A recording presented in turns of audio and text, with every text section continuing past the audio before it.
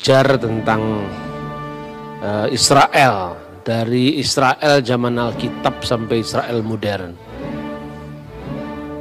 Ada banyak sekali ayat-ayat dalam Alkitab yang berbicara tentang Israel. Bagaimana orang beriman, orang-orang Kristen sekarang melihat fenomena negara Israel modern, baik secara teologis maupun secara politik, hukum internasional saat ini. Ini wilayah atau masalah yang sangat-sangat kontroversial sampai hari ini. Tapi saya akan membaca satu penggalan dari teks kitab suci yang diambil dari Injil Matius pasal 24 ayat 1 sampai dengan ayat 2 saja, ada 2 ayat saja. Matius 24 ayat 1 dan 2. Sesudah itu Yesus keluar dari bait Allah lalu pergi. Maka datanglah murid-muridnya yang menunjuk kepada bangunan-bangunan bait Allah. Ia berkata kepada mereka, "Kamu melihat semuanya itu.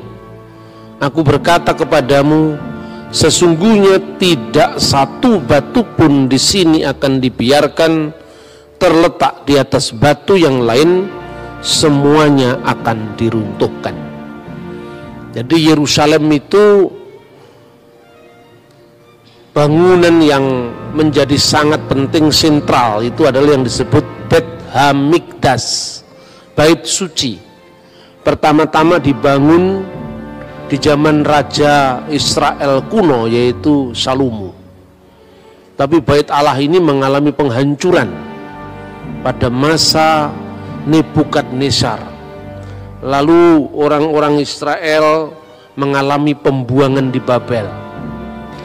Kemudian ketika Tuhan berkehendak mengembalikan mereka kembali ke tanah suci, mereka pun kembali ke tanah suci. Bait Allah yang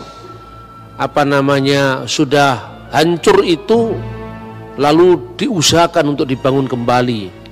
Maka mulai pada zaman Esra, Nehemia, bait Allah itu mulai dibangun kembali. Ada peristiwa yang menarik tatkala orang-orang Yahudi, orang-orang Israel di wilayah utara yang menikah dengan 5 suku di Asyur, ketika ikut di dalam rencana pembangunan bait Allah yang kedua itu ditolak sama orang-orang Yahudi karena mereka dianggap telah melakukan kesalahan karena menikah dengan orang-orang Asyur. Sebetulnya dibalik semuanya itu yang Tuhan larang adalah menikah dan memasukkan ilah-ilah lain, ilah-ilah bangsa Asyur ke dalam rumah-rumah orang Israel. Dan tindakan ini bagi orang Yahudi disebut sebagai abudah zarah, penyembahan kepada berhala. Karena itu orang-orang yang ditolak dalam pembangunan kembali bait Allah yang kedua ini lalu memisahkan diri dari bangsa Israel yang lain dan akhirnya dikenal sebagai orang-orang Samaria. Nah, orang Samaria itu kemudian membangun bait Allah tandingan yang diadakan di Gunung More atau Gerizim. Di sanalah mereka membuat bait Allah tandingan sebagai tandingan dari bait Allah Israel. Mereka juga memperingati upacara-upacara Paskah mereka, sama-sama Paskah. Karena Paskah bagi orang Yahudi itu adalah titik balik dari semua kehidupan mereka ketika mereka menjadi bangsa budak di Mesir, kemudian menjadi bangsa merdeka. Nah, mereka juga memperingati upacara yang dikenal dengan Akidah Yitzhak, artinya pengikatan Iskak, tapi itu diadakan kalau orang Yahudi itu di Yerusalem, di bait Allah di Yerusalem, kalau orang Samaria di bait Allah Gerizim. Nah, cerita tentang orang Samaria ini memenuhi lembar-lembar perjanjian baru. Tentang orang Samaria yang baik hati, yang terkenal, yang dipuji oleh Yesus, ortopraksinya, kelakuannya yang baik dipuji oleh Yesus. Tapi tatkala perempuan Samaria kemudian memberi minum kepada Yesus di perigi Yakub, di sumur Yakub, murid-murid dan bahkan orang Yahudi pada umumnya tidak bisa ngerti kenapa Yesus begitu dekat dengan orang Samaria. Lalu orang Samaria itu pun bertanya bahwa Tuhan adalah orang Yahudi, haruskah minta minum kepada orang Samaria?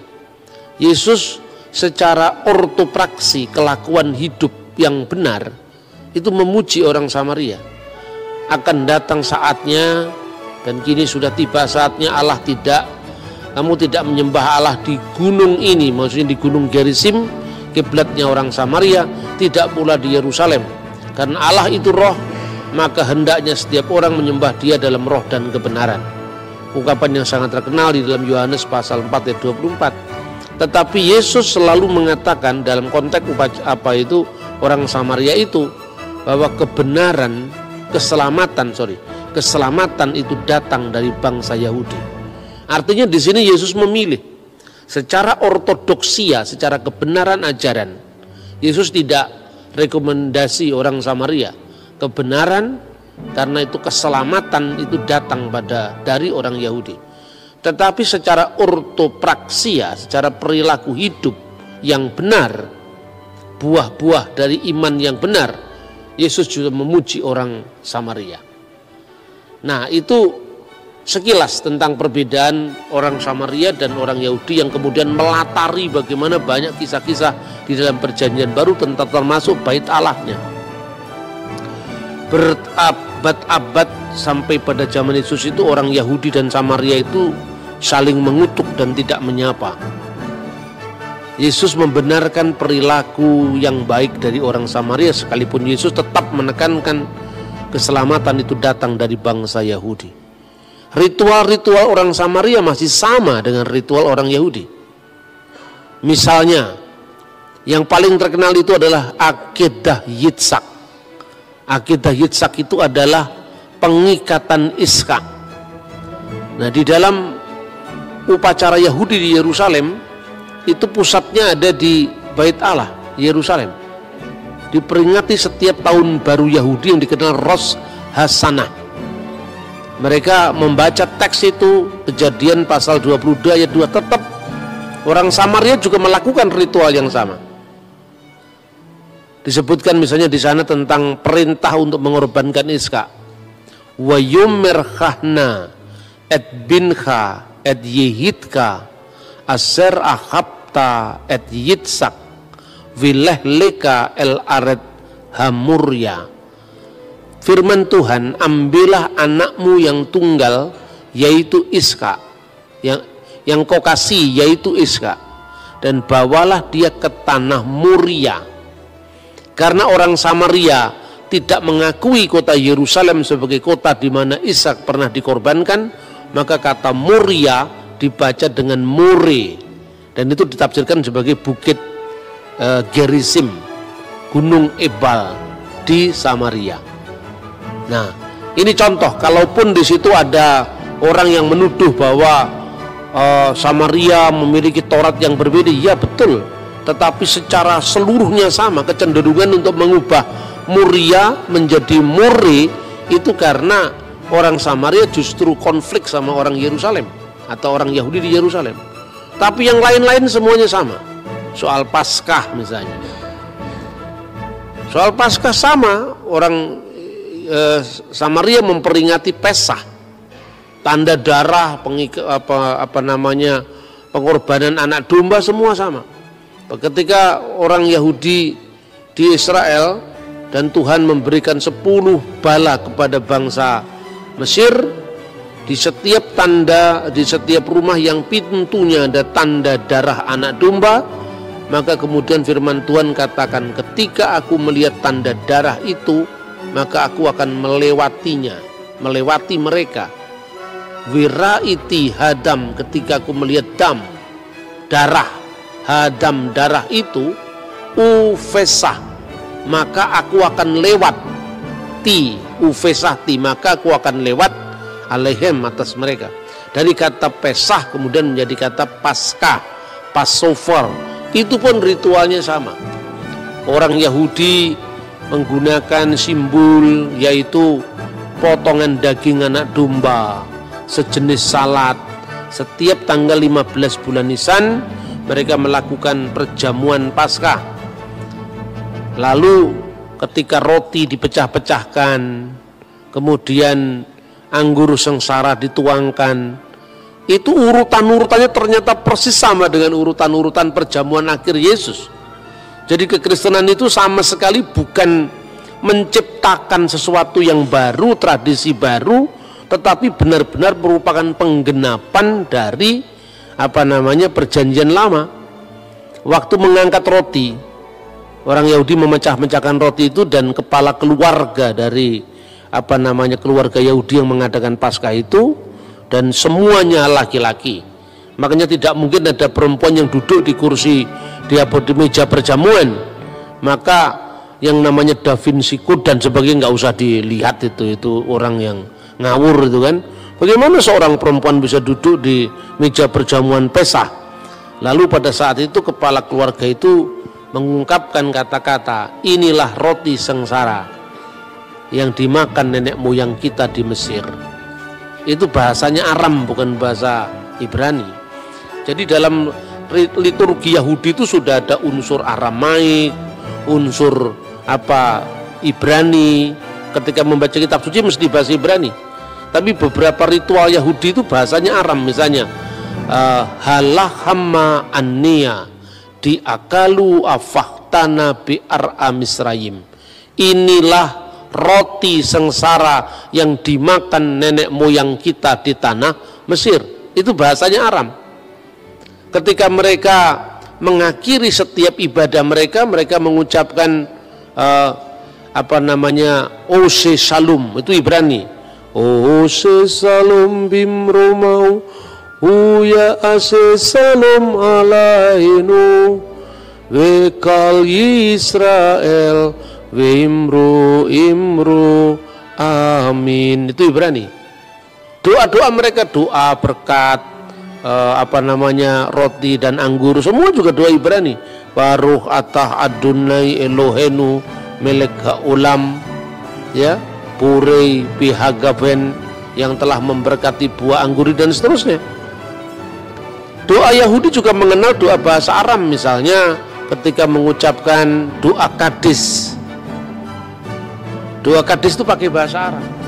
Tetapi nama rumah ibadah selain yang di Yerusalem, Bet Hamikdas, yaitu bahasa Ibrani rumah suci, Bet Hamikdas, bait Allah, itu banyak muncul di kitab Yehezkiel. Tetapi mereka menyebut rumah-rumah ibadat mereka yang di luar kota suci Yerusalem, yang menghadap semua ke Yerusalem, namanya adalah sinagogi. Dan sinagogi itu bahasa Yunani. Maka tidak perlu dipersoalkan sekarang kenapa Injil Perjanjian Baru ditulis bahasa Yunani, kita bingung. Terus kita ini orang Kristen kecenderungannya memuja agama Yahudi, bukan Israelnya, agama Yahudi. Makanya kita suka kalau ibadah pakai shofar, ya kita semua pakai sampai selendang-selendang Yahudi dipakai, tapi yang ditiup cuman shofarnya, semanya yang pakai bahasa Ibrani dia nggak tahu. Makanya jadi aneh, gereja Pentakosta Karismatik pakai shofar, tidak ada satu kata Ibrani pun terucap, tapi yang ditiup cuman shofarnya itu kan. Artinya kalau memang mau belajar ya benar-benar harus mendalam. Nah pada saat mereka sudah berkat piala anggur itu dibagi-bagi, inilah roti sengsara yang dimakan nenek moyang kita di Mesir. Yesus tidak mengucapkan itu pada waktu perjamuan akhir kan. Yesus mengucapkan inilah tubuhku yang dipecah-pecahkan. Waktu orang Yahudi mengucapkan inilah anggur sengsara yang diminum nenek moyang kita di Mesir, Yesus mengatakan inilah darahku, darah perjanjian baru yang ditumpahkan, dan seterusnya. Tapi urutannya sama, urutannya memecah-mecahkan roti memberkati, kemudian menuang piala anggur memberkati, dan akhir dari ibadah Paskah itu adalah membaca Mazmur, yang di dalam Alkitab dikatakan, maka setelah menyanyikan nyanyian pujian, Yesus meninggalkan rumah perjamuan akhir itu, dan kemudian dia ke Taman Getsemani. Yang disebut menyanyikan nyanyian pujian itu bermazmur dengan mazmur haleluya. Mazmur-mazmur yang diawali dengan halelu dalam bahasa Ibrani. Terpujilah halelu. ya terpujilah Tuhan, haleluya, terpujilah Adonai atau Tuhan. Baru dibaca itu. Cara membacanya bagaimana? Ya kayak orang Yahudi selalu mengajikan teks-teks Taurat, teks-teks Jabur atau Mazmur. Dia mengucapkan misalnya samakti bi umerim libet Adonai nilak, ya. Jadi Mizmor le David, Mazmur dari Daud. Terus kemudian tata cara ini diambil alih oleh orang-orang Kristen kuno, baik itu orang Ortodok maupun Ritus Timur di Syria, di Mesir, di mana min Mazamir dari kitab Mazmur. Ibraninya Mizmor le David, Mazmur dari Daud. Sama orang Kristen diteruskan, kalau dia Yunani bahasanya Yunani, kalau Arab bahasanya Arab, kalau Aramaik bahasanya Aramaik. Mizmor li Daud menjadi min Mazamir li Daud dari Daud. Liyabina Dawudin Nabi wa Malikut Tohir barokatuhu alaina amin. Haleluya. Ini Kristen bukan Islam, bukan.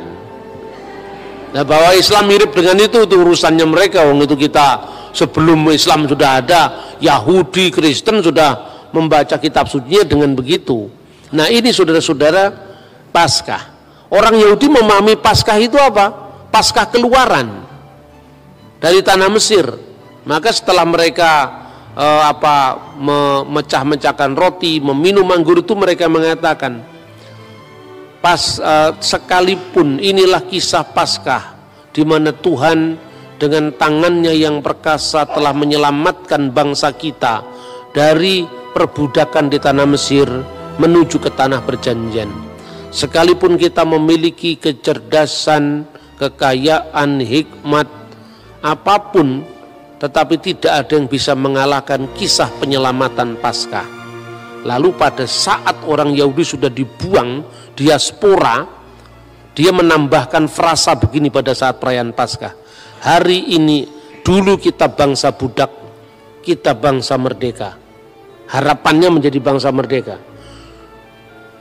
Tahun depan kita di Yerusalem. Hari ini kita di sini, tahun depan kita di Yerusalem.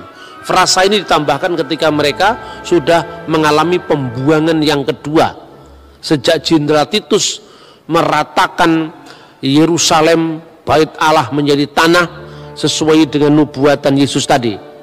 Kamu lihat gedung-gedung yang megah ini, tak satu pun batu terletak di atas batu yang lain, semuanya diratakan menjadi tanah.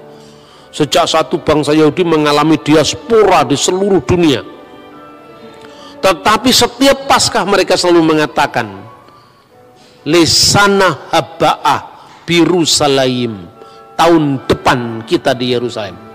Setiap dia merayakan Paskah dalam kondisi perbudakan itu selalu mengatakan Lesana ba'ah Birusalaim, tahun depan kita di Yerusalem. Ungkapan itu terus menerus bergema selama 2000 tahun. Maka ini unik ya, bangsa yang sangat unik. Sudah terpencar-pencar di seluruh dunia selama 2000 tahun. Sejak kapan?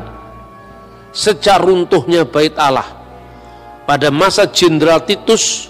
Kalau menurut penanggalan kita sekarang 5 Agustus tahun 70 Masehi, atau bertepatan dengan tanggal Tisa Be'ab, tanggal 9 bulan Ibrani Ab, tahunnya 823 setelah berdirinya kota Roma. Kalau menurut kalender Julian, itu bertepatan dengan 5 Agustus tahun 70 Masehi, kira-kira jam 3 petang. Bait Allah itu dilalap oleh api memasuki ruang Maha Kudus. Dan waktu itu menurut dokumen Yahudi yang bernama Megilot Ta'anit, gulungan puasa, itu dokumen ditulis tahun 160 Masehi. Sejak saat itu orang Yahudi harus puasa perkabungan di bait Allah, dan sampai sekarang mereka menangisi itu di bekas sisa tembok satu-satunya yang dikenal oleh orang non Yahudi dengan tembok ratapan.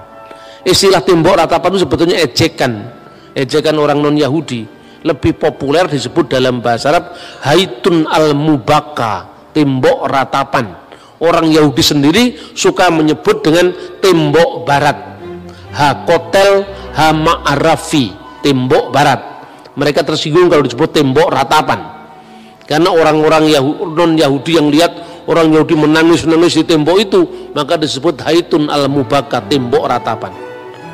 Maka melalui deskripsi singkat ini menunjukkan betapa pentingnya Yerusalem bagi orang Israel selama 2000 tahun, sejak tahun 70 sampai nanti dia memproklamirkan kemerdekaannya, itu kemerdekaan Israel tahun 1948, bayangkan.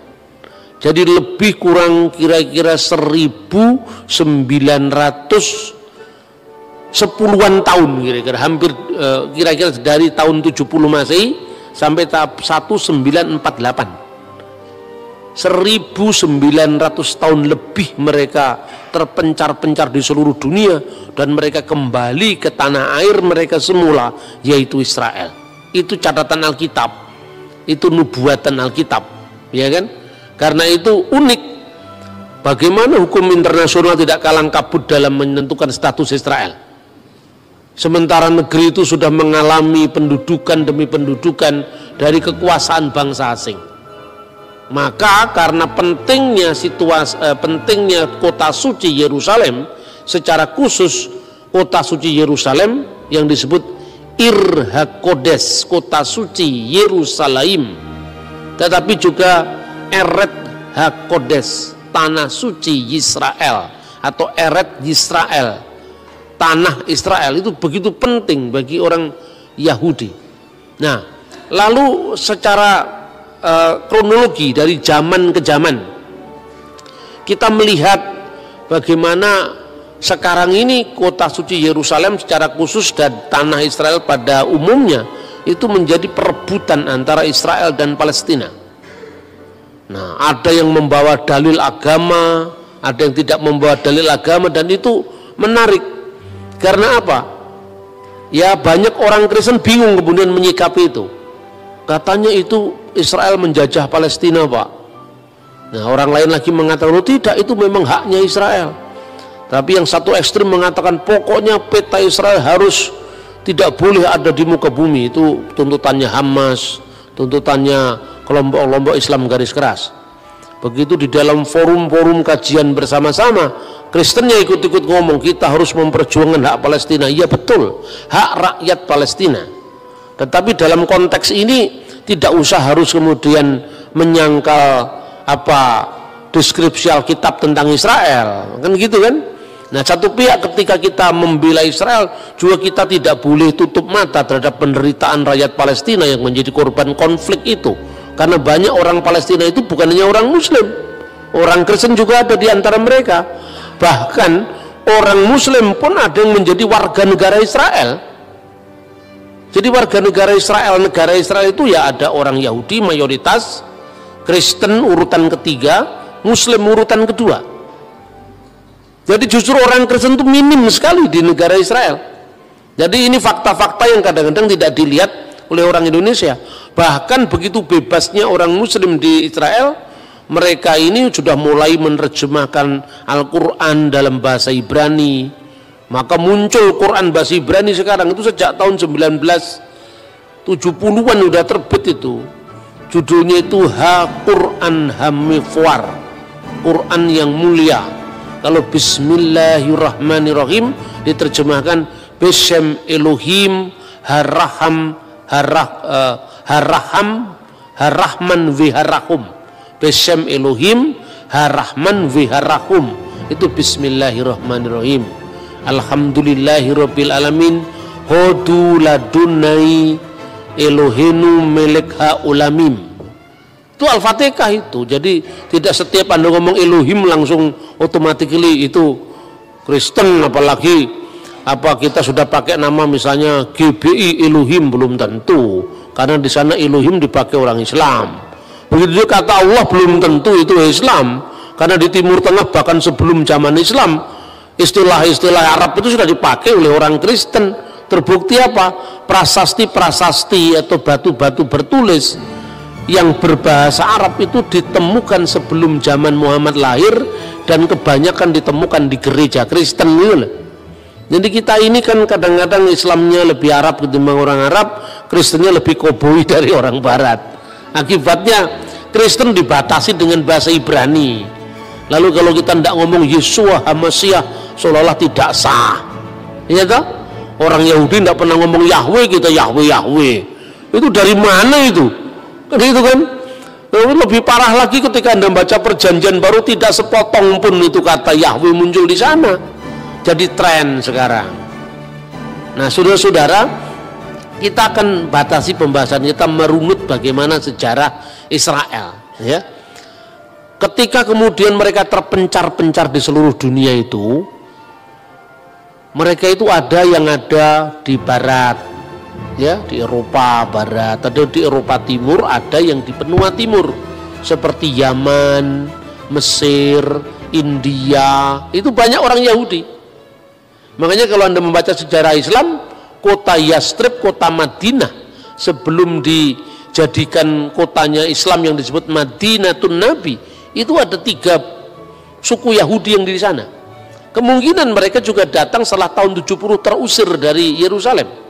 Begitu juga di Yaman, begitu juga di Mesir, begitu juga di India. Lah orang-orang Yahudi yang di Eropa ini namanya adalah Askenazim bahasanya. Orang Yahudi tapi dialeknya dialek Eropa Barat. Misalnya kalau ngomong Safuot, dia tidak bisa ngomong huruf T, Safuot, tapi mengucapkan Safuos. Sabat, Sabas, itu Yahudi Askenazim. Ya, banyak orang-orang Israel yang sekarang jadi pejabat-pejabat pemerintah itu Yahudi Askenazim karena mereka imigran aliyah dari Eropa, aliyah dari Amerika.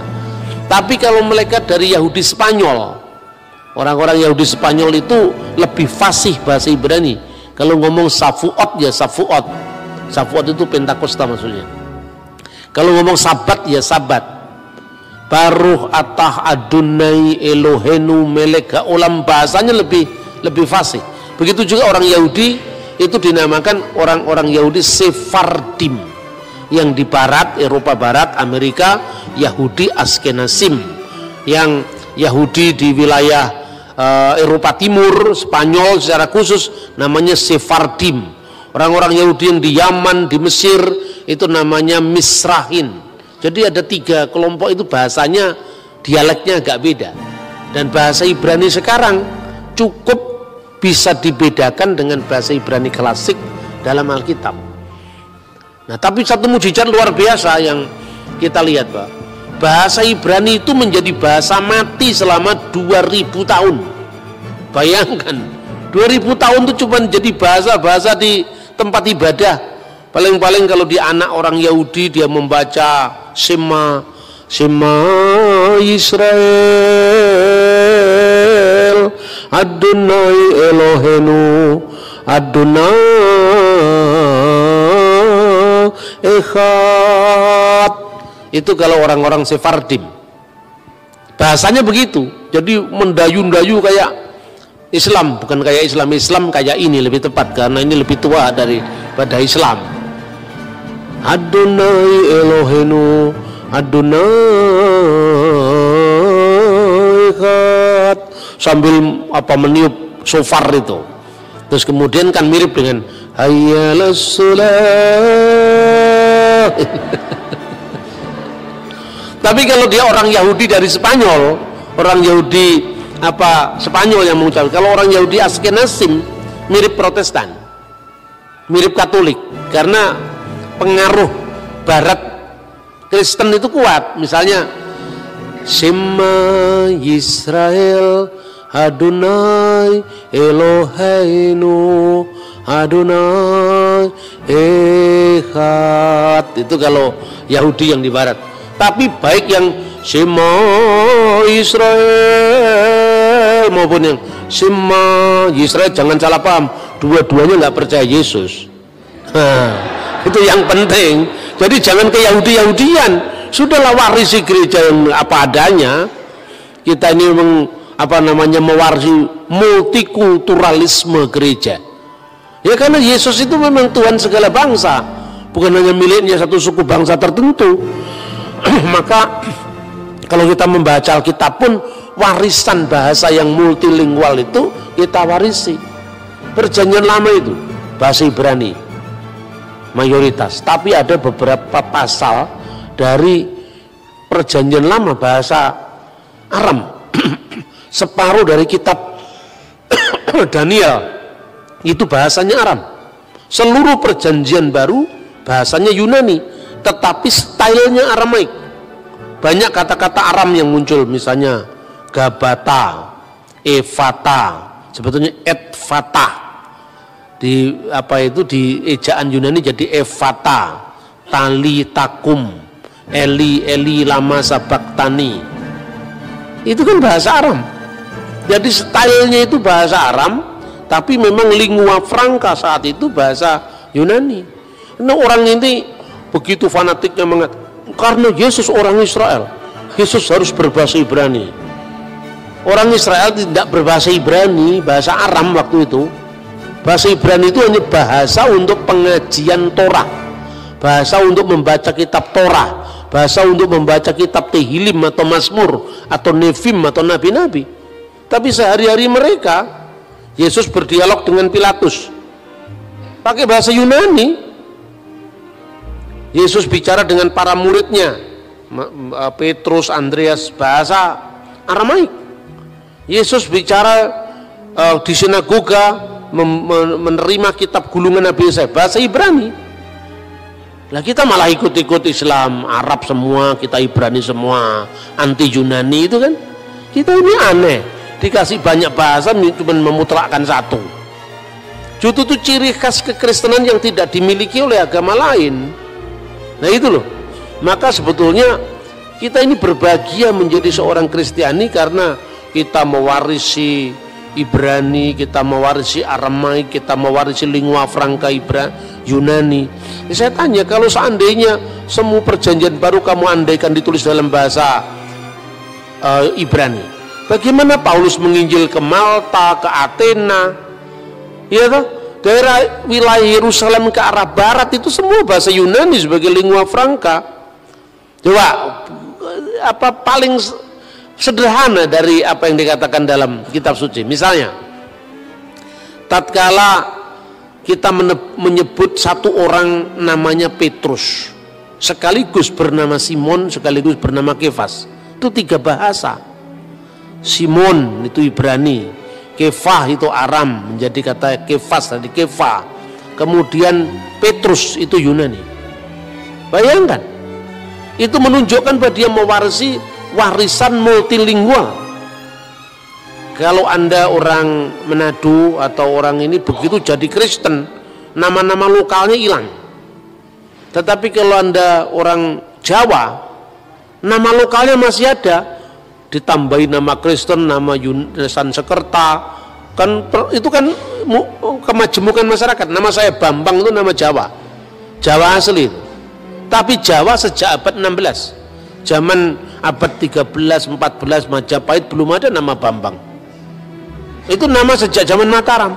Jadi kalau ada orang namanya Bambang dari zaman Majapahit pasti bohong itu, gitu loh. Kira-kira seperti itu.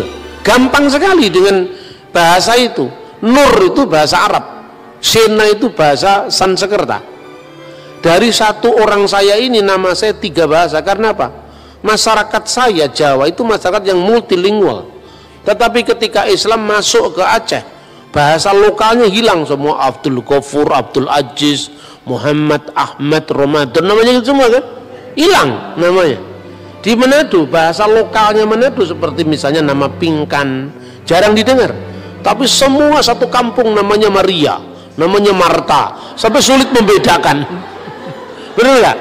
Dari situ kita bisa lihat pengaruh tak tebal tipisnya budaya. Bayangkan, ponakannya Barnabas, anaknya Maria yang disebut Maria ibu Yohanes yang disebut Markus. Nama Ibraninya Yohanes, kan? Maria ibu Yohanes yang disebut Markus. Yohanes itu yunanisasi dari kata Yohanan, berarti nama Ibrani. Tetapi kok yang disebut Markus, Markus itu nama Latin, itu nama Kaisar Romawi misalnya Marcus Aurelius, coba orang Yahudi namanya Markus, nama Latin. Itu menunjukkan apa? Tingkat keterbukaan budaya orang-orang Israel pada zaman Yesus terhadap budaya luar, sekalipun mereka selalu memprotek dengan iman Yahudi mereka, tapi tidak mengharamkan agama apa budaya lain. Contohnya Alkitab diterjemahkan sejak tahun 300-an sebelum Masehi, namanya Septuaginta, dan di situ Tetragrammaton YHWH itu diterjemahkan dengan Kurios. Itu tidak usah dipersoalkan. Nah, justru yang dipersoalkan bagi kita itu gini, ketika kita bicara tentang Israel itu antara kekaguman, ketakjuban akan karya Allah dan mujizat bangsa Israel itu, tapi juga tidak boleh kehilangan semangat kita untuk kita tetap memberitakan Injil. Karena ternyata orang Israel yang kita kagumi, yang kita sanjung-sanjung itu malah tidak percaya atau belum percaya dengan Injil. Itu satu. Kedua, kita harus memilah Yahudi yang ditawarkan kepada kita ini Yahudi dari abad keberapa. Maka kita harus lihat sejarahnya runut. Malah kita ini orang Kristen ikut-ikut jadi Yahudi. Terus sekarang ada sinagognya di Manado. Gara-gara dia bisa menemukan saya turunan Yahudi dari suku apa, ditinggal Tuhan Yesus. Keterikatan darah lebih kuat daripada keterikatan iman, gitu loh. Makanya orang Kristen tidak boleh mengalami penyakit yang namanya minderwaardigheid kompleks, kata orang Belanda.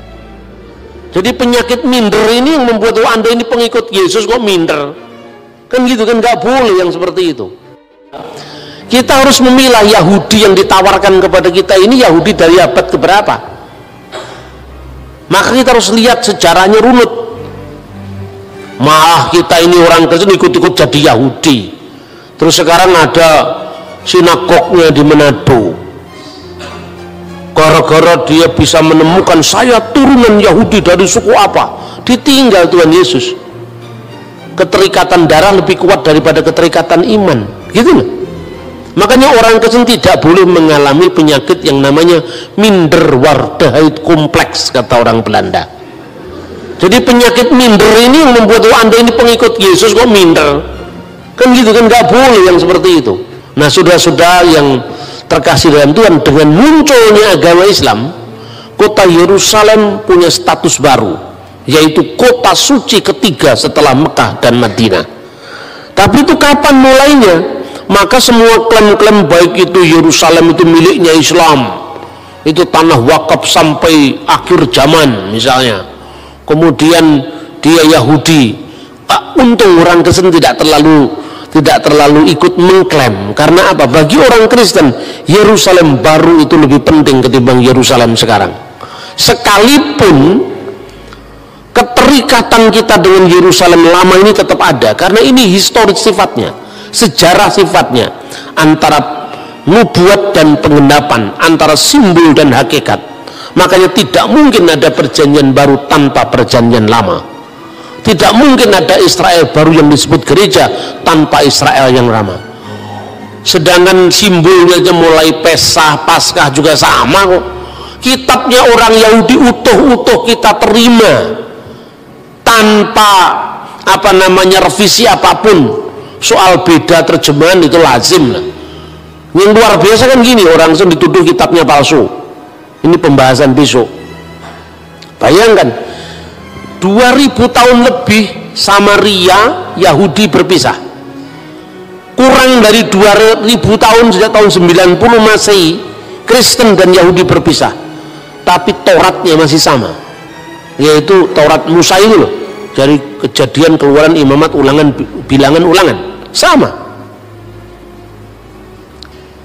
2000 tahun berpisah, Tauratnya Yahudi, Tauratnya Samaria, dan Kristen sama. Cuma orang Samaria tidak percaya dengan Yosua terus sampai Maleakhi, dia tidak percaya. Karena apa? Nah, kalau dia percaya kan Yosua itu akhirnya tibanya Yerusalem. Wah, kalau kitab Yosua tibanya di Yerusalem, padahal Yerusalem tidak dia kehendaki sebagai kota suci. Bagian-bagian pertama kitab Yosua dia ambil ditempatkan setelah pasal 34 kitab Ulangan. Jadi bukan Taurat Samaria berbeda atau 6.000 ayat yang berbeda, bukan 6.000 ayat-ayat dari awal kitab Yosua diambil sama dia utuh-utuh ditempatkan setelah pasal 34. Makanya jumlahnya lebih banyak. Kenapa? Karena dia tidak mau pilih semua Yosua, apalagi nabi-nabi, karena arahnya kok semua membenarkan Yerusalem gitu lah, kira-kira seperti itu. Tapi yang penting dasar Tauratnya itu tidak berbeda. Orang ya Samaria punya Paskah, Yahudi punya Paskah, Kristen juga menggenapi Paskah itu dengan Paskah Kalvarinya Yesus. Nah, kalau orang Islam boleh aja dia menerima Taurat, boleh saja, tapi kan Taurat yang dibayangkan sendiri, Taurat yang diturunkan kepada Nabi Musa lewat malaikat Jibril. Namanya kepercayaan itu kan hak asasi setiap orang. Tapi kalau saya katakan kami juga punya Taurat, Pak, saya bilang ya, tapi Tauratmu Taurat dari alam lain, karena nggak pernah eksis. Tauratnya Islam kan Taurat dari alam lain, kan nggak punya eksistensi sama sekali. Dia hanya mengandaikan ada Taurat yang digambarkan, diwahyukan, tapi dia menolak Taurat yang ada sekarang dengan tuduhan pemalsuan. Yang justru ajaibnya itu apa? Kristen, Yahudi, Tauratnya masih sama, tafsirannya beda. Ya, tafsirannya beda. Sesama Kristen aja, Katolik sama Protestan juga beda tafsir kok, apalagi beda. Satunya tidak percaya Yesus, satunya percaya Yesus, tapi kitabnya masih sama. Itu luar biasa itu. Nah, ini menjadi bukti bagaimana Alkitab itu tidak berubah. Secara khusus tentang Yerusalem, orang Yahudi punya keterikatan dengan Bait Allah, khususnya Hakotel Hama'arafi, yaitu tembok barat yang dikenal dengan Haitun al-Mubaka. Orang Islam punya sejarah sendiri yang dikaitkan dengan kunjungan Nabi Muhammad secara metahistoris, bukan secara historis, itu metahistoris, karena itu kan pengalaman iman kan terhadap kota suci Yerusalem. Lalu apa? Katanya secara metahistoris Nabi Muhammad naik dari Masjidil Aqsa itu ke Sidratul Muntaha secara metahistoris.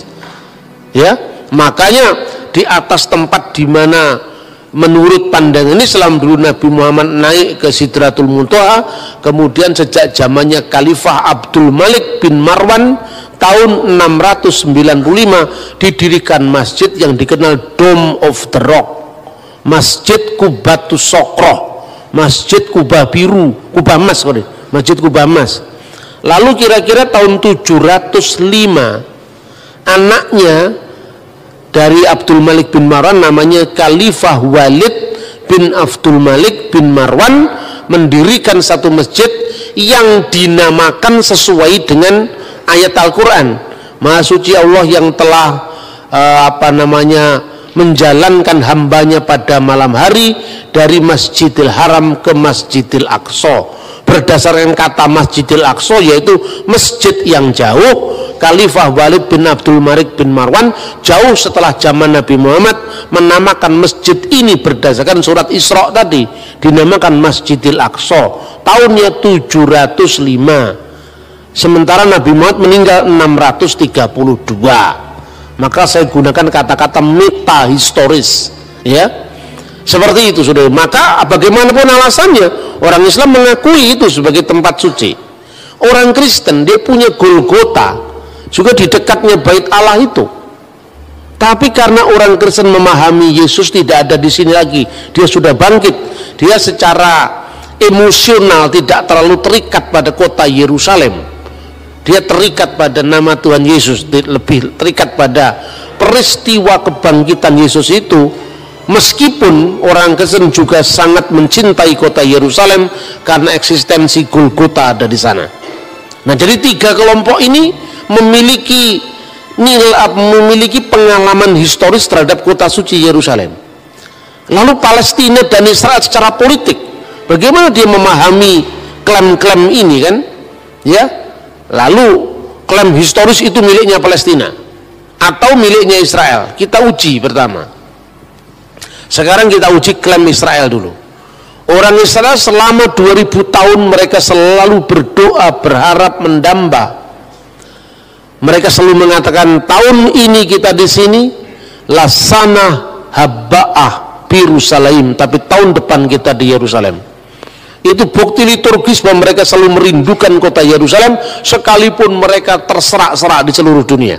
Yang kedua, di dalam teks yang tadi sudah saya kutip, yaitu Megilat Ta'anit, gulungan puasa, orang Yahudi mengakui dokumen itu tahun 160 Bait Allah diruntuhkan, dibakar dengan api tepat di tanggal 9 bulan Ab atau tanggal 5 Agustus tahun 70 Masehi, sekitar sembahyang Minkah, yaitu jam 3 petang. Tanggalnya, tahunnya, sampai jamnya dicatat loh saudara-saudara. Artinya kalau orang yang tidak terlibat betul dalam pengalaman sejarah Yerusalem pasti tidak bisa menulis seperti itu, iya kan? Itu satu. Bedakan dengan pengalaman metahistoris kaum Islam tadi. Identifikasi kota Yerusalem itu terjadi baru sejak zamannya Khalifah Abdul Malik bin Marwan. Penamaan Masjidil Aqsa itu dinamakan berdasarkan Quran. Jadi namanya sudah ada, masjidnya belum ada.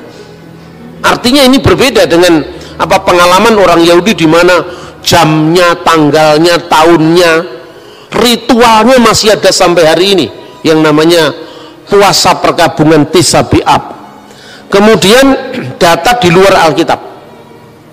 Data di luar Alkitab, pertama saya menemukan prasasti yang ditulis oleh Fir'aun Merenpetah.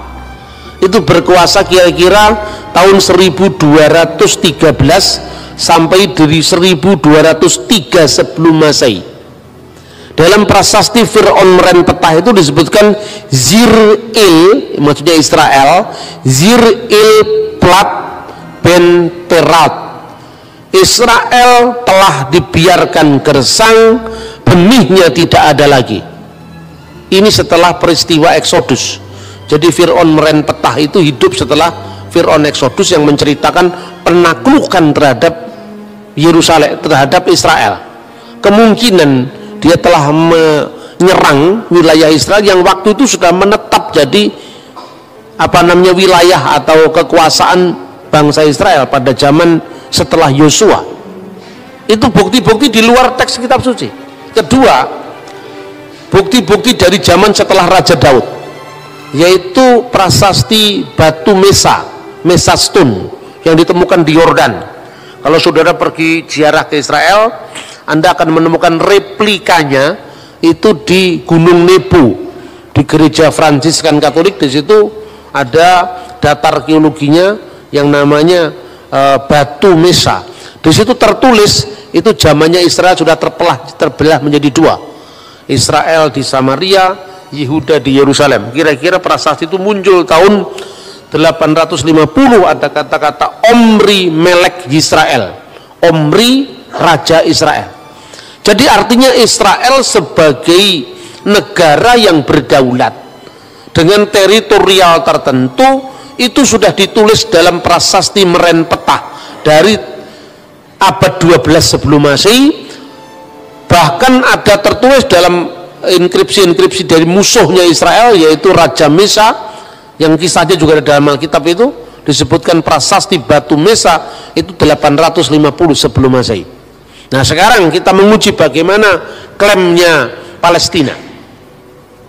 Yang disebut Palestina itu pertama kali muncul kalau data biblikal itu dalam kitab Kejadian pasal 10 ayat 13 sampai 14. Di situ disebutkan Filistin.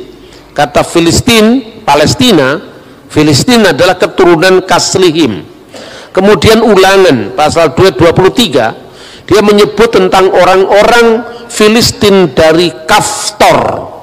Kaftor itu Yunani. Dari Kaftor, ya, termasuk 5 kota kuno yang disebut Pentapolis.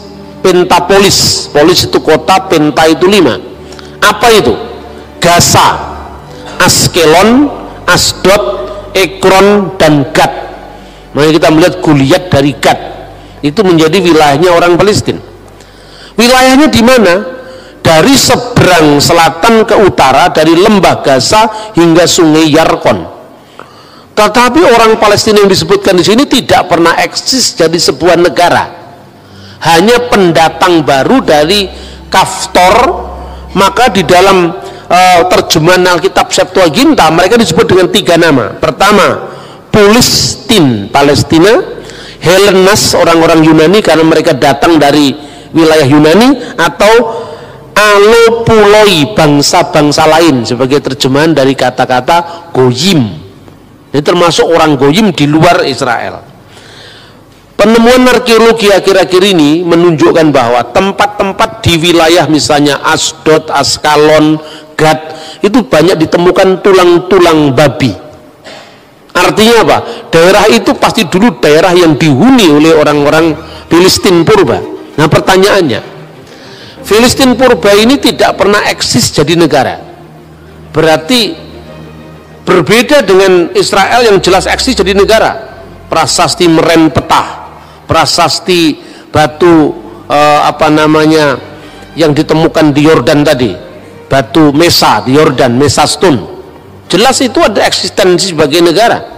Sementara Filistin itu adalah pendatang. Tapi apakah Filistin dalam zaman Alkitab itu sama dengan Palestina sekarang? Nah, itu yang jadi masalah. Nah, kita akan lihat contoh bahwa orang Palestina sebagai pendatang itu ditulis di dalam Sefanya 2 ayat 5. Yosabe Hebel Hayam Kretim, penduduk tepi laut orang-orang Kreti. Kreti itu pulau Kreta dari Yunani. Yang kedua misalnya disebut juga, tadi disebutkan Filistin Mekaftorin, orang-orang Palestina yang datang dari daerah yang namanya Katfor. Ini menunjukkan eksistensi orang-orang pendatang di Yerusalem. Bagaimana dengan ungkapan Al-Quran sekarang? Nah, ini penting ini. Justru anehnya Al-Quran sendiri, kalau ini dijadikan rujukan sebagai konflik agama, justru di dalam Al-Quran surat Al-Maidah ayat 21 menegaskan bahwa kepada Musa, kaumnya Musa, telah diberikan tanah suci, yaitu Israel. Disebutkan di dalam surat Al-Maidah 21, digambarkan Nabi Musa itu menyampaikan kepada kaumnya, ya qaumi udkhulu al-ardal muqaddasah allati kataballahu lakum.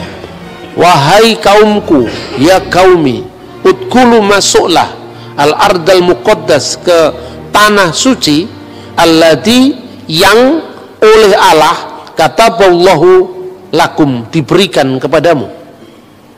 Nah, bagaimana teks ini kemudian dipahami oleh orang-orang pejuang Hamas Palestina sekarang? Sejak orang-orang Israel menolak Muhammad sebagai nabi terakhir, maka perjanjian ini sudah batal, katanya. Dan sekarang tanah Palestina itu sebagai tanah wakaf yang diberikan oleh Allah kepada umat Islam sampai akhir zaman. Itulah. Jadi ini Quran ini katanya batal karena sejak orang Yahudi menolak Isa Al-Masih dan Muhammad, itu kira-kira. Nah, itu satu. Kemudian kalau Palestina itu, Palestina modern, memakai dalil agama untuk menguasai Israel, maka mereka harus mau disamakan dengan apa yang dikenal dalam Quran kaum raksasa, kauman jabarin.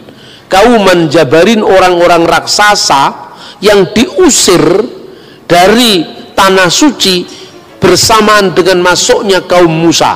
Dan itu disebutkan di dalam surat Al-Maidah ayat 22. Kacau kalau itu dilakukan, kalau dalil agama. Israel terlalu kuat dalilnya. Baik dalil itu hukum internasional maupun data sejarah di luar Alkitab maupun data sejarah Alkitab, bahkan Quran sendiri menyebut itu adalah miliknya Israel. Kan gitu kan? Nah, ini repot. Dan yang ketiga sekarang, nama Palestina modern itu yang dikenal sekarang, apakah itu sama dengan Filistin? Ternyata tidak. Karena apa? Setelah runtuhnya Bait Allah tahun 70 Masehi, kira-kira tahun 136 Kaisar Hadrianus menguasai Yerusalem secara lebih keras lagi.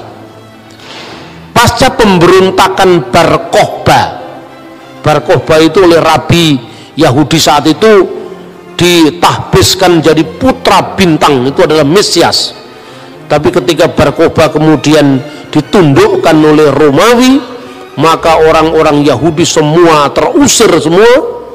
Saat itu nama Israel harus terhapus dari peta sejarah. Makanya dibuat sebuah strategi untuk menghapuskan negara Israel. Nah, pada zaman dahulu Israel kan dijajah oleh Romawi. Pada saat kematian Herodes Agung, ketiga anaknya diberikan warisan oleh pemerintah Romawi, karena bangsa Yahudi tidak suka dan ketiga anak Herodes Agung ini, yaitu Herodes Antipas, kemudian Herodes Archelaus, kemudian Herodes Philippus. Mereka tidak setuju dengan tiga-tiganya, tapi dipaksa jadi tiga. Yang pertama wilayah Galilea yang diperintah oleh Archelaus, wilayah satunya wilayah Antipas yaitu adalah wilayah Yudea, dan wilayah Samaria. Ketiganya ini diberikan pada anak-anak Herodes. Pada waktu jenderal Kaisar Hadrian dengan para jenderalnya menguasai Yerusalem, akhirnya apa? Terjadi perluasan kota. Jadi wilayah Yudea dijadikan provinsi, wilayah Galilea dijadikan provinsi, wilayah Samaria, dataran tinggi Golan dijadikan provinsi. Maka wilayah Syria digabung dengan wilayah Yudea, dan namanya adalah Syria Palestina.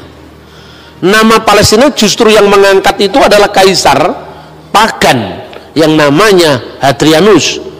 Maka wilayah Syria, untuk menggantikan nama Israel, menghapus dari muka sejarah, diperkenalkan istilah baru yaitu Syria Palestina. Itu abad kedua. Kota Yerusalem harus terhapus dari peta, karena selama ada impian tentang kota Yerusalem atau tanah Israel, nanti orang Yahudi terus menerus mengatakan lesana habba'ah Birusalaim, tahun depan kita di Yerusalem. Selama nama-nama Israel, Yerusalem tidak hilang dari ingatan orang Israel, selama itu Roma tidak yakin bahwa Israel tidak bangkit lagi sebagai sebuah kerajaan, maka kota Yerusalem bersamaan dan penghapusan kota Israel dihapus dan dinamakan dengan Alia Capitolina, dan nama itu diabdikan untuk dewi kafir mereka, Alia Capitolina. Menariknya, kata Yerusalem tidak muncul dalam Al-Quran, tidak muncul dalam hadis. Al-Quran tidak muncul satu kata pun tentang kata Yerusalem. Kalau Israel ada, ya Bani Israel, tapi kata Yerusalem tidak muncul. Tradisi Islam kemudian setelah Quran dan setelah hadis menyebut Yerusalem dengan Al-Quds, kota suci. Al-Qudus, kota suci, karena Yerusalem menjadi kota suci ketiga setelah Makkah Al-Mukarramah, Madinah Al-Munawwarah, dan Al-Quds, yaitu kota suci ketiga, kota Yerusalem. Yang menarik, perjanjian Umar bin Khattab ketika memasuki kota Yerusalem, dia adalah sahabat Nabi setelah Abu Bakar, kemudian Umar. Lalu pada zaman Umar dia melakukan Mistaq al-Umariyah, yaitu perjanjian atau konstitusi Umar. Dia menyebut kata Yerusalem penduduk Ilia, dan kata Ilia itu ada dari kata Alia Capitolina. Jadi artinya justru data dari sumber sejarah Islam klasik malah tidak menyebut kota Yerusalem sesuai dengan nama yang diberikan dari Taurat, kota Salem, dan nama yang diberikan kitab nabi-nabi, Yerusalem, tapi nama yang diberikan oleh kaisar pagan yaitu Elia, Alia Capitolina. Maka segala macam identifikasi secara teologis dari Quran maupun dari sejarah Islam akan merugikan Palestina. Karena apa? Yang jelas Quran tidak menyebut kata Yerusalem, Quran malah menyebut kata tradisi Islam kemudian malah menyebut kota Alia, dan Alia itu membenarkan Alia Capitolina. Kalau dia menyebut Filistin, itu sama dengan tadi kaum raksasa yang dikalahkan Daud, yaitu Goliat, dan itu ada dalam surat Al-Maidah. Kaum raksasa yang diusir dari kota tanah suci begitu kaum Musa memasuki kota suci itu. Ini sulitnya identifikasi keagamaan bagi perjuangan Palestina. Lalu sisa satu lagi, kalau gitu apa yang harus dilakukan? Ya lihat dari hukum internasional sekarang. Satu-satunya begitu, tidak bisa pembenaran secara agama. Kalau pembenaran agama, Israel pasti menang. Yang jelas itu datanya tidak hanya ada dalam kitab suci, baik Taurat, Injil, Quran, bahkan catatan-catatan sejarah yang menunjukkan bahwa bangsa Israel memang eksis sebagai bangsa. Tetapi hukum internasional memang tidak memiliki aturan yang jelas. Bagaimana kalau sebuah negara 2000 tahun sudah hilang kemudian kembali? Lah ini hanya ada di dalam rencana Tuhan, tidak ada di hukum internasional ini. 2000 tahun sudah meninggalkan kota Yerusalem, jadi masalah. Di situ sudah pernah diduduki orang Roma, setelah Roma Persia, setelah Persia Roma lagi, setelah Roma kemudian Arab, setelah Arab kan bangsa Arab itu menduduki ketika zamannya dinasti Umayyah, zamannya Khalifah Abdul Malik bin Marwan, lalu dinasti Umayyah runtuh jadi dinasti Abbasiyah, kemudian dinasti Mamluk Mesir, terakhir adalah dinasti atau kekhalifan Ottoman. Kekhalifan Ottoman itu Turki modern. Nah, waktu Perang Dunia Pertama tahun 1914, mereka kalah dengan lawan-lawan mereka. Karena Turki di pihak yang kalah perang, maka otomatis daerahnya diserahkan kepada yang menang perang. Itu Perang Dunia Pertama 1914. Lalu diserahkanlah kepada Inggris. Sementara di wilayah Israel itu sudah ada orang-orang Arab, ya, orang-orang Arab itu sebetulnya Palestina modern itu kan orang-orang Arab itu, baik itu orang Kristen maupun orang Islam. Di situ juga ada orang-orang Yahudi yang mulai aliyah itu emigran dari benua Eropa, dari Amerika, dari Timur Tengah, dari India, semua masuk ke situ. Mereka membeli tanah orang setempat, sebagian rampas, yaitu juga diakui bahwa ada orang-orang Zionis itu yang merampasi tanahnya orang-orang Palestina Kristen, seperti yang dialami oleh Abuna atau pendeta Elias Sakur. Keluarganya dirampas kebun anggurnya, alasannya dijadikan apa itu ternyata dimiliki oleh orang Israel. Itu harus diselesaikan tidak di dalam konteks negara, tapi dalam konteks penegakan HAM, kan itu kan harus dipilah mana bukan Palestina sebagai negara tapi rakyat Palestina. Itu yang terjadi. Makanya pada saat sekarang ini ada seorang Arab Kristen Palestina, namanya adalah Hanan Nasrawi. Dia selalu memenangkan diplomasi di forum internasional. Kalau pihak Hamas itu pihak Islam yang garis keras itu munculnya setelah Intifadah tahun 1987. Mereka selalu mengatakan hapus peta Israel dari muka bumi, ya itu kan cakar PDW itu. Ya, karena ini tanah wakaf umat Islam sampai akhir zaman, dia semaunya sendiri kan, ya begitu hukum internasional. Dan dokumennya tidak ada seperti itu. Tanah wakaf itu kan urusanmu. Tahu hukum internasionalnya seperti apa? Hanan Nasrawi sadar, sebagai seorang Kristen dia tahu Alkitab pasti. Bukan hanya tahu Alkitab, dia tahu dokumen-dokumen sejarah. Bahwa kalau kita memakai dalil keagamaan kita mesti kalah. Karena memang baik Al-Quran maupun Alkitab kalau dalil agama membenarkan kepemilikan Israel. Lalu dia pakai dalil HAM.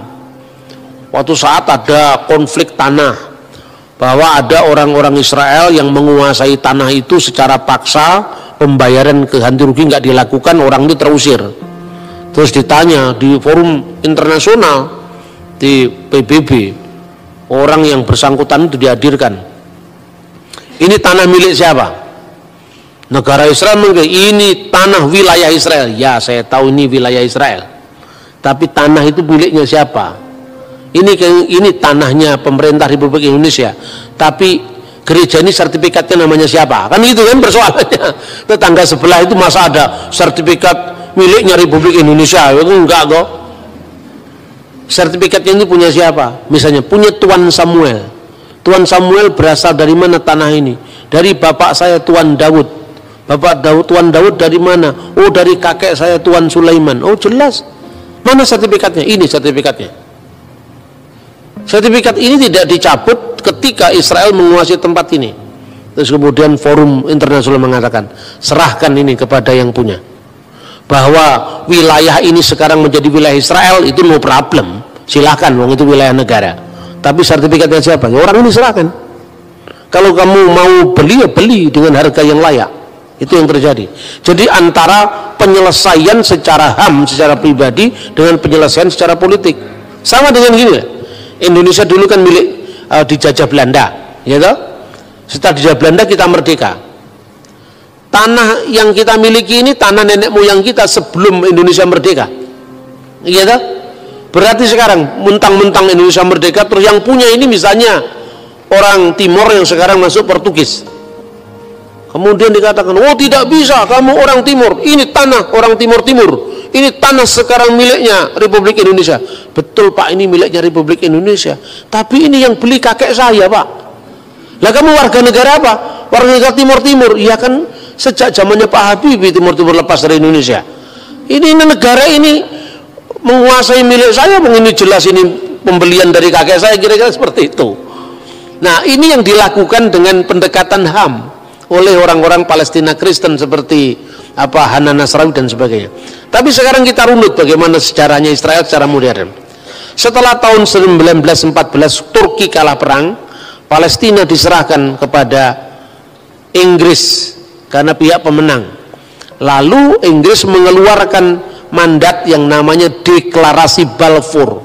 Deklarasi Balfour itu dikeluarkan tahun 1917 dengan ketentuan bahwa tempat ini Israel adalah tanah air bagi bangsa Yahudi. Nah, lalu menimbulkan protes bagi orang-orang lokal yang menghuni tempat itu sebelum pendatang-pendatang Yahudi datang ke tanah Israel. Ketika terjadi proses rakyat itu, mereka kan warga negara, dulunya kan warga negara Turki. Tapi kan Turki sudah kalah perang dunia pertama, harus diserahkan kepada Inggris. Inggris mengeluarkan deklarasi Balfour yang mengatakan itu tanah milik, itu tanah air Israel. Orang-orang yang menduduki tanah itu sebelum Israel datang, artinya orang-orang Yahudi yang datang dari barat tadi, keberatan. Lalu pada tahun 1937 dikeluarkan yang namanya Komisi Lordville, karena ada orang yang namanya Tuan Ville, maka Lordville. Di sana dibuat obsesi pilihan, ya, tanah Israel di tanah yang sama itu, di tanah suci itu, pembentukan dua negara dalam koeksistensi damai, yaitu negara Israel dan negara Palestina. Itu ditawarkan tahun 1947, dikeluarkan lagi resolusi PBB 181 yang mengatakan mengulangi kembali solusi dua negara. Di tanah suci ada dua negara, yaitu negara Israel dan negara Palestina, dengan catatan kota Yerusalem tidak boleh, Yerusalem Timur tidak boleh menjadi ibu kota salah satu negara yang berkonflik. Yerusalem Timur harus ditentukan statusnya secara hukum internasional sebagai corpus separatum, sebagai bagian yang terpisah di bawah hukum internasional. Takhta Suci Vatikan sepakat dengan PBB, Israel sepakat dengan PBB, tetapi orang Palestina menolak karena dihasut oleh suku orang-orang Arab tetangganya. Oh tidak bisa, mereka tidak mau terima. Status wilayah tanah suci itu statusnya kosong kekuasaan. Karena apa? Ini kan statusnya masih di bawah mandat internasional, mandat Inggris yang memenangkan perang dunia pertama, kan itu kan? Berarti statusnya apa? Statusnya dia kosong. Ketika orang-orang Palestina masih sibuk menolak dan mereka punya agenda menghapus Israel dan tidak ada negara Israel sampai kapanpun juga di wilayah Palestina. Sementara status quo negara wilayah itu dalam kondisi tidak lagi di bawah Turki karena Turki sudah kalah perang. sama lawan-lawannya yang antara lain Inggris. Israel curi start untuk kemerdekaannya. Ya, mumpung ini masih kosong, tidak di wilayah siapa-siapa, kemudian ada deklarasi Balfour yang mendukung itu tanah air Israel. Soal Palestina nanti mau terima atau tidak urusan lain, yang penting sudah ada jalur hukum bahwa ini adalah statusnya kosong. Maka dia proklamirkan kemerdekaan 14 Mei 1948. Itu kira-kira seperti itu loh. Jadi kalau saya membahasnya kan netral, saya ngomong sejarah ya sejarah. Begitu 14 Mei 1948 negara Israel diproklamirkan, negara-negara Arab mengeroyok Israel. Salah satunya Lebanon, Suriah, Irak, Yordan, Mesir, dan Saudi Arabia. Negara-negara Arab yang mengeroyok Israel itu tidak semuanya Islam. Lebanon mayoritas Kristen waktu itu. Jadi tidak bisa kita batasi hanya konflik agama. 5 negara tadi kalah semua sama Israel. Dan ini orang yang heran, pengamat militer juga heran. Ini negara kecil baru bangkit begitu, kok bisa menang sama negara-negara raksasa dari 5 negara loh. Lebanon, Suriah, Irak, Yordan, Arab Saudi. Bahkan kemenangan itu telah menambah wilayah yang dulu kan ditentukan ini wilayah Israel, ini wilayah Palestina oleh mandat PBB, resolusi 181. Dengan kemenangan perang itu dia menambah wilayahnya 50% lebih. Jadi dari dulu yang menjadi wilayahnya Palestina sekarang menjadi wilayah Israel. Lah, ini kan bukan pencaplokan, ini menang perang kok. Salahnya sendiri kamu menolak kemarin. Kalau kamu menerima opsi 2 negara, selesai kan wilayah masing-masing. Lah ini kamu menolak, kemudian kamu melawan kami, kemerdekaan kami perang dan kamu kalah. Lah ketika kalah kan kemudian wilayah yang dimenangkan tadi secara hukum internasional diakui sebagai pemenang perang. Seperti kasusnya menangnya perang Inggris dan sekutunya atas Turki dan sekutunya. Gitulah kira-kira. Nah, perlawanan tidak berhenti. Mulai muncul selain perang tahun 48, lalu disusul lagi perang 6 hari tahun 1967, terakhir perang Yom Kippur 1973. Di peperangan Yom Kippur itu menarik. Orang Yahudi pada masa raya kan tidak boleh perang, diserang mendadak, tapi ya menang akhirnya. Nah, ketika Israel itu menang, ini menjadi problem bagi negara-negara itu. Kemudian perjanjian terus dilakukan. Muncullah Yasser Arafat. Yasser Arafat itu istrinya orang Kristen, menikah campur itu, menikah beda agama itu. Jadi di Timur Tengah itu istrinya tetap Kristen, makanya dulu kalau Natalan selalu istrinya itu datang ke gereja, ikut liturgi sampai selesai, Arafat menunggu di sampingnya. Di Timur Tengah yang begini bukan pemandangan yang aneh, biasa. Ulama masuk gereja mengucapkan selamat Natal itu biasa. Itu yang dilakukan oleh Rafsanjani di Iran, yang dilakukan Syekh Al-Azhar di Mesir, yang dilakukan mulai Presiden Yasser Arafat sampai Presiden Mahmud Abbas Palestina sekarang itu biasa. Hanya orang Indonesia aja yang lebih Arab ketimbang orang Arab. Tapi ya sudah, ini kan urusan akidah masing-masing, silakan lah. Saya cuma membandingkan bahwa mengucapkan selamat Natal di negara-negara Arab itu bukan hal yang aneh itu loh. Kemudian solusi 2 negara tadi diterima oleh Arafat. Arafat menerima solusi 2 negara, tapi pada pihak lain tetap intifada jalan. Artinya ada orang Palestina moderat di garisnya Fatahnya Arafat ini, lalu orang Palestina yang garis keras faksi agama melahirkan yang namanya Hamas. Pada saat keras-kerasnya intifada itu tahun 1987. Akhirnya sejak saat itu Palestina terbelah menjadi 2, yaitu faksi Hamas dan faksi Fatah. Ini yang terjadi seperti itu. Nah, pada saat sekarang ini setelah pemilu tahun 2006 ya, kemudian sebelum itu ya tahun 80-an itu sampai Presiden Anwar Sadat mati terbunuh itu kan karena perjanjian damai dengan Israel. Nah, 50% lebih dari kemenangan perang tadi lewat meja perundingan sama Israel dikembalikan ke Mesir. Maka Sinai saya kembalikan, ya, wilayah Yordan juga ini milik kamu, tapi kamu jangan ganggu saya lagi ya. Nah, makanya sejak saat itu Yordan sama Mesir sekarang menjadi sahabat Israel, Saudi menjadi sahabat Israel, Irak belum, Lebanon masih keras, ya kan? Itu yang terjadi sekarang ini. Nah, kemudian baru beberapa tahun terakhir ini mereka ingin menerima solusi dua negara damai, tetapi minta wilayah sebelum perang, yang tidak bisa dong.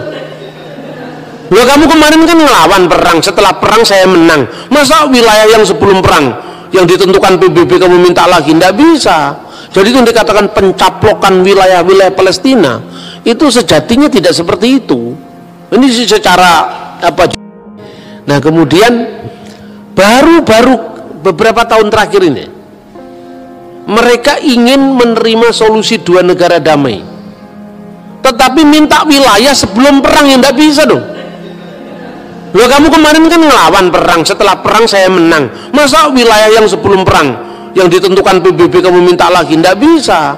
Jadi itu dikatakan pencaplokan wilayah-wilayah Palestina, itu sejatinya tidak seperti itu.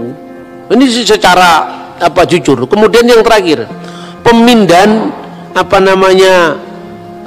kedutaan Israel, yang kedutaan Amerika yang selama ini di Tel Aviv dipindah ke Yerusalem. Heboh di seluruh dunia. Orang Indonesia ikut heboh mengadakan demo, bahkan sumbangan beras kepada Palestina. Kalau orang Palestina kan nggak makan nasi, berasnya dimakan siapa sekarang? Tapi memang orang Indonesia itu pinter ya, dia ikut-ikut seolah-olah ngomong Palestina, padahal duitnya nggak ke Palestina. Saya ini ngomong sendiri langsung dalam siaran televisi waktu itu, TVRI sama NDTV waktu itu, sekarang jadi RBTV itu. Saya itu diwawancara di kedutaan besar Palestina bersama dengan duta besar Palestina waktu itu dan Profesor Komarudin Hidayat. Nah, kemudian di awal dari wawancara itu Pak Dubes itu mengatakan begini, kami tidak pernah menerima bantuan sepeser pun dari orang-orang yang demo itu untuk Palestina. Justru bantuan dari PGI yang kami terima, bantuan dari KWI yang kami terima. Lalu yang demo-demo untuk Palestina itu kemana itu? Orang Palestina nggak makan beras, berasnya terus kemana? Jangan dijual untuk biaya demo berikutnya, untuk biaya kampanye partai tertentu, kita tidak tahu. Itu yang terjadi. Makanya begitu mudah kita ini dihasut oleh masalah agama. Pemilu tahun 2006, kemudian Hamas ikut pemilu, Fatah ikut pemilu. Fatahnya kalah dengan Hamas, faksi Islam garis keras menang. Kenapa kekalahan Fatah? Salah satunya partai nasionalis ini korupsi. Ini sejak dulu sama begitu. Makanya kalau Anda ke partai nasionalis, hati-hati, jangan mencintai mamon. Ideologinya bagus tapi mentalitasnya rusak. Karena di sana terkenal sekali orang-orang Fatah itu banyak melakukan pungutan-pungutan pada rakyat Palestina. Di tengah-tengah kesulitan seperti itu, maka rakyat Palestina pro kepada asal beda dengan Fatah. Hamas menang telak.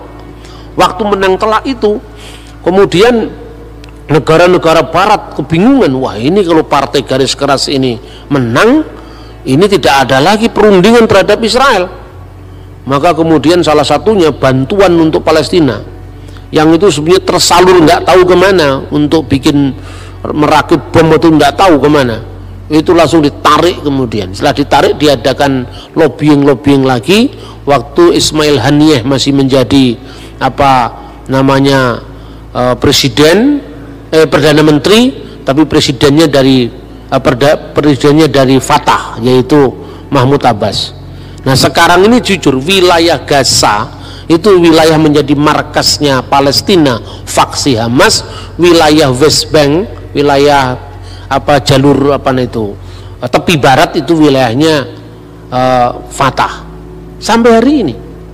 Makanya saudara-saudara ngomong tentang Palestina itu rumit. Nah, ketika Donald Trump memindahkan kedutaannya ke wilayah Yerusalem Timur, itu langsung heboh rame. Saya waktu itu ada di sana. Saya nginep di hotel yang sama untuk demo itu. Itu yang demo cuma beberapa gelintir orang, tapi foto-foto demo dari tahun sekian dimunculkan di Indonesia. Jadi kami itu hanya tertunda mungkin hanya setengah jam. Jadi mereka itu teriak-teriak, pasang spanduk, kemudian ya mereka tertib demonya juga. Bis asing itu keluar, lalu mereka jalan, nggak nutup jalan. Itu di Indonesia beritanya heboh sekali. Katanya ini Yerusalem sedang kacau, makanya orang nggak berani ke Israel. Padahal aman-aman saja Israel. Kalau Anda pernah ya pergi, saya juga banyak mengalami itu kan, saya ke Israel itu kan paling sering tuh. Mungkin sudah puluhan kali saya, setiap tahun 4 kali, 2 kali, 5 kali gitu ya, sejak di bawah tahun 2000. Karena saya punya apa ya, interest tinggi kepada studi tentang Timur Tengah toh. Dan saya punya banyak teman di sana waktu saya masih kuliah di Timur Tengah dulu. Nah itu kemudian apa namanya, diekspos, di blow up besar-besaran. Kadang-kadang gambarnya itu bukan gambar demo saat itu. Ternyata benar-benar Trump memindahkan kedutaannya. Tapi Trump itu juga pinter. Tempat yang didirikan untuk kedutaan Israel itu bukan di wilayah Yerusalem Timur, perbatasan Yerusalem Timur, Yerusalem Barat, ini Yerusalem Timur. PBB menentukan yang disebut Corpus Paratum itu hanya Yerusalem Timur, di mana Bait Allah di dalamnya. Sementara Yerusalem Kota Baru itu tidak termasuk wilayah yang Corpus Paratum tadi. Lihat Trump mendirikan itu di sini. Ini di bawah, ini Yerusalem Barat, bukan Yerusalem Timur. Jadi kalau mereka ngugat rame-rame, ini kan bukan Yerusalem Timur, ini Yerusalem Barat, tapi tetanggaan dikit aja, ya toh? Kalau orang nyebrang di sini, lewat garis ini Anda sudah bisa beli makanan, beli jus, beli minuman di sini. Jadi kira-kira kalau pegawai kedutaannya besar, dia mau jajan ya sebelah sini juga, Yerusalem Timur, tapi posisi gedungnya itu tidak di wilayah Yerusalem Timur, tapi di wilayah Yerusalem Barat yang tidak termasuk dalam definisi Corpus Paratum tadi. Nah, tapi Israel memang pinter ya memang. Mereka menggunakan itu. Nah ini loh, Amerika aja sudah masuk. Bagaimana negara lain? Amerika Latin yang lain-lain mulai mindahin satu. Status quo itu menjadi pembenaran internasional terhadap Israel. Mestinya Palestina itu belajar dari Republik Indonesia. Apa kita dulu tidak sulit menyampaikan batas wilayah kita? Coba, waktu sidang PPKI, sidang Dokuritsu Chunbei Inkai, zaman Jepang itu kan, Bung Hatta, Pak Yamin, Bung Karno berdebat wilayah Indonesia. Pak Yamin yang paling ekspansif, wilayah Indonesia adalah Astadwipa Pulau yang ke-8, wilayah Majapahit Raya waktu itu. Nah, kerajaan Majapahit itu kan wilayahnya sampai di Singapura. Masa Singapura mau dimasukkan Indonesia? Itu Pak Yamin. Bung Hatta lebih realistis. Waktu debat soal Papua itu masuk Indonesia apa tidak? Masuk katanya Yamin, karena Papua itu disebut Wanin zaman kerajaan Majapahit. Bung Hatta mengatakan, rasnya itu warnanya beda dengan kita loh. Mereka ini bukan termasuk orang-orang Melanesia yang rasnya sama dengan Indonesia Barat, tetapi mereka termasuk Polynesia. Melanesia, kita termasuk Polynesia, mereka termasuk Melanesia. Katanya Pak Yamin, dalam dokumen negara Kertagama itu disebut wilayah Indonesia. Zaman Van Vollenhoven itu wilayah hukum adat Ternate Tidore, jadi wilayah Indonesia. Yang lebih realistis mereka mengatakan, udahlah jangan terlalu tinggi-tinggi, Papua oke lah masuk, karena itu wilayah Hindia Belanda. Tetapi daerah-daerah lain seperti Thailand jelas nggak masuk, sekalipun dulu masuk Majapahit. Lalu yang paling masuk akal, bekas jajahan Hindia Belanda adalah wilayah Indonesia. Tapi Belanda kan nggak mau mengakui. Yang pertama-tama diadakan mulai dari konferensi perjanjian Linggarjati, Renville sampai Meja Bundar kan. Pada awal-awal tahun 46 perjanjian Linggarjati hanya mengakui Indonesia itu wilayahnya seluruh Jawa, Madura dan Sumatera. Tapi Indonesia terima. Kenapa terima?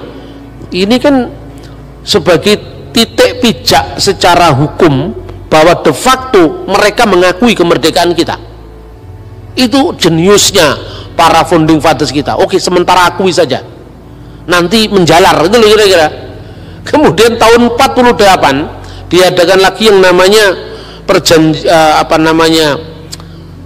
wilayah Indonesia, termasuk adalah Jawa Tengah, Jogja plus Sumatera.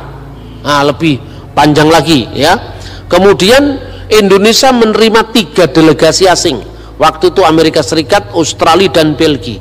Gencatan senjata dilakukan dengan Van Mook. Artinya apa?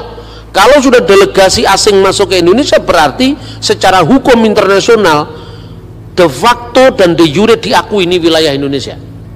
Baru kemudian 2 November tahun 49 Belanda menyerahkan wilayah Indonesia tanpa syarat dengan perkecualian Papua. 1960-an lewat diplomasi yang terus-menerus semua wilayah NKRI ini utuh. Dari tahun 46 sampai tahun 60-an itu dilakukan. Coba kalau Palestina tidak terlalu temperamental, sabar, itu kan, orang sabar lebih daripada pahlawan, pasti dapat. Lah orang menolak opsi 2 negara damai koeksistensi dalam satu wilayah, sudah nolak, memerangi, setelah perang kalah, minta lagi yang ini nggak bisa dong. ini bahasa vulgarnya seperti itu, karena ini konsumsi jemaat. Saya kalau bicara begini di PGI nggak seperti ini. Saya diundang oleh PGI bicara tentang dalam rangka 70 tahun WCC. Saya bicara tentang posisi Israel Palestina di dalam diskursus dialog Kristen Islam. Karena pesertanya tidak hanya dari kalangan Kristen, saya bicaranya ya lebih akademis lah. Karena ini dalam konteks jemaat ya, saya agak guyon aja supaya semua pesannya bisa ditangkap dengan baik. Lebih-lebih yang dari STT, dari sekolah teologi, kiranya ini bisa memperkaya wawasan kita tentang tanah Israel dan segala problematiknya, baik dari aspek biblical maupun dari aspek hukum internasional dan kacamata politik modern. Terima kasih.